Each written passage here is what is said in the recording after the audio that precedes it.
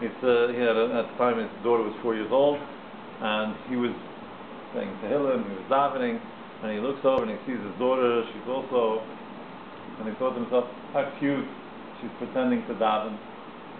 And then he thought to himself, hey, wait a second, how cute, I'm pretending to daven. And that, we're practicing, we're doing our best.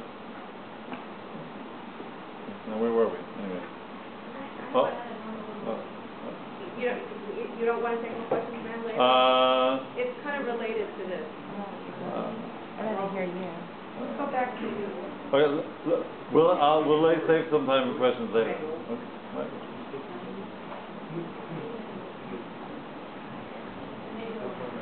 Now, I mentioned just that Hashem, that part of talking to Hashem, it's boidlus, as Rabbi Nachman called it, and suggested very, very strongly.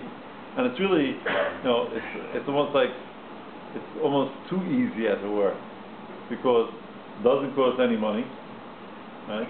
You don't have to buy anything to do it, right? And you don't have to learn anything, almost. I mean, you speak your native tongue, whatever it is. It doesn't have to be in Hebrew. It can be in English, it can be in Yiddish, it can be in Spanish if you're, from that part of the world. It doesn't matter. Right? But because it's so easy, that's part of what makes it so difficult. Right? Because there is no structure, you have to put the structure into it. Right? But one of the things that you have to know is that you're entitled and you're expected, and might even be desired, that you kvetch, that you ask Hashem your most serious questions in a respectful manner. Hashem is bulletproof. Nothing you can say can harm him, can shock him. Right? He knows what you're going to say before you say it. He knows what you're going to say. He knew it 100 years ago. Right? He knew it before the creation of the world. Right? But you have to say it. You're the one who's living here. You're the one who's trying to be in contact with him to the best of your ability 24/7. You're the one who has to do what a Jew has to do in this world, in your part of the world, in your life. And sometimes that just means making demands and letting him know that you're frustrated, that you're angry, and that you need him to show you some love. I was asked not to take any questions at this point. Please try to remember them. Right? That might be difficult, right?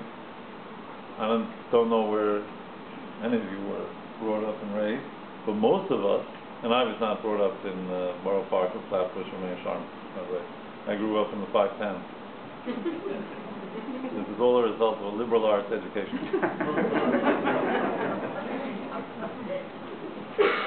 But most of us are brought up not to question. No, don't ask. It's all good. Right? And at a certain point, that's true. At a certain point, we have to lay down our yubri, our gaiva, I think I know it all, and just, I really am just a human being. I just have to let go. But there's a lot of room before that to say, hey, what's going on? What is happening here? What's supposed to be happening? And can this really be it?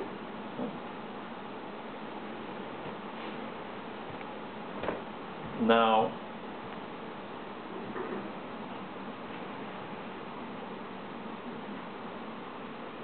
there's all sorts of types of pain, right? And I will not, even try to fool anybody here and say that I know what you're feeling, right? I mean, I have my pekala, as they say in Yiddish. I've got my thing, my wife and I. We have not one special child, we have two special children, right? Is that more or less than what you are undergoing or what you're undergoing? There's no purpose in measuring, right? But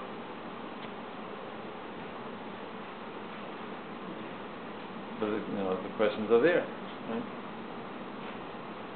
And each of us, in his or her own situation, is put there to try to be, when I say creative, I don't mean in an artistic sense, but to respond and to draw from what's within to address the situation and the need that he or she is feeling. Michael asked about the formal feeling, right? Shmona Esrei, no, not the actual bracha, right? But the approach to Shmona Esrei, Chazal choose an individual as the model as how to approach tefillah. The example, the model that Chazal choose is Chana HaNeviah. In case anybody's not familiar with the story of Chana HaNeviah, she was married to Elkanah HaNavi. Right? They lived before the first Beit HaMikdash. Chana was a co-wife, right? Back that time, was permitted to have more than one wife. The co-wife, Penina, had 10 children. Chana had none. And the Psukim are brief, but they let us know in no uncertain terms that Chana was suffering tremendously. The Gemara gives us some of Chana's tefillot, some of her prayers that she came up with in order to have children.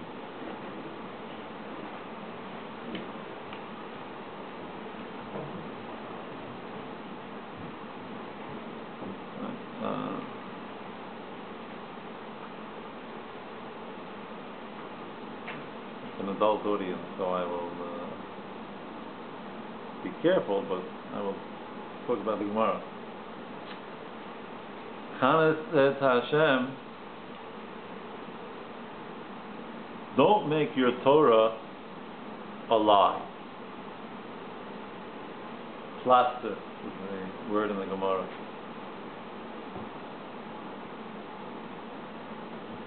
The Chazal teach us that if a woman is a sota, her husband suspects of adultery, and they go through the whole process of testing her if she was indeed adulterous or not, right? And she was not, right? So then it's sort of a double or nothing, as it were. And instead of her suffering and dying, since she was incorrectly, improperly suspected, and she was really faithful, so she ends up being blessed in many ways. If she has no children, she'll have children, and her children will be healthy, etc., etc., especially healthy. So Chana said, Hashem, if you don't give me children, so I'm going to go through this whole sort of thing, and I'm going to bring about that my husband should suspect me, and of course I'll be faithful, but we'll go through the whole process that you'll have to give me children. Otherwise you'll make your Torah full. That was one of her tefillot.